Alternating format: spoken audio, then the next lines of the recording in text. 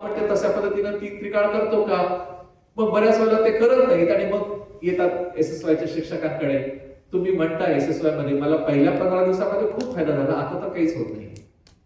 पहिल्या एसएसवायच्या क्लासमध्ये माझं 10 किलो वजन कमी झालं, उलट आता 20 किलो वजन वाढलं. आता असं का होतं? मग तुम्ही रॉफूड खाता का? कच्चा आहार अमृतहार खाता का? जेवढं जमतं तेवढं खाता. आता काय ना, दाताला चावलं जात नाही, तेवढं जेवढं जमतं तेवढं करा. नाही ते काय हो ना, खाता खाता आम्हाला भरपूर पळावं लागतं कामासाठी, चावता जास्त वेळ लागतो, म्हणून जेवढं चपाचप खायचं असतं तेवढं पटापट खातो आणि आम्ही निघून जातो. मग काय खाता तुम्ही? रोजचा आपला रुटीन चालू आहे. मग याचा अर्थ काय? केलं पण जे करायला पाहिजे ते पूर्णपणे होत नाही.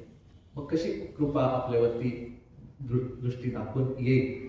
म्हणून असं म्हटलं जातं की बऱ्याच वेळेला ना, आपण जे करतो, गुरुनी जे सांगितलंय ते थोडा बहुत वेळापुरतं आपल्याला वाटतं की खूप छान आहे, खूप छान आहे. पण ते छान जे काही कालापुरतं वाटत असतं ते आपल्याकडून तसंच्या तसं पुढे चाललेलं आहे का? आणि जसं त्यांनी मगाशी म्हटलं की अजून थोडीशी अनुभूती वाढायला लागल्या तर त्या पद्धतीने आपण स्वतःला अजून वाढवत आहोत. जर आपण त्या पद्धतीने स्वतःला पुढे पुढे पुढच्या पायरीपर्यंत नेत नसू तर मग आपल्याकडे अजून बदल कसा होणार? आणि मग आपल्याकडे एक म्हण आहे, पहिली पाढे 55 है ना? तसंच होतं. पहिलं जे सुरू आहे तिथेच परत येतो आणि मग गुरुजी असं म्हणतात की जसं तुम्ही सत्संगाला येत नाही आहात तर तेव्हा आपोआप जी काही बाकीची लोकांची संगती आहे तिथेच तुम्ही परत मिसळले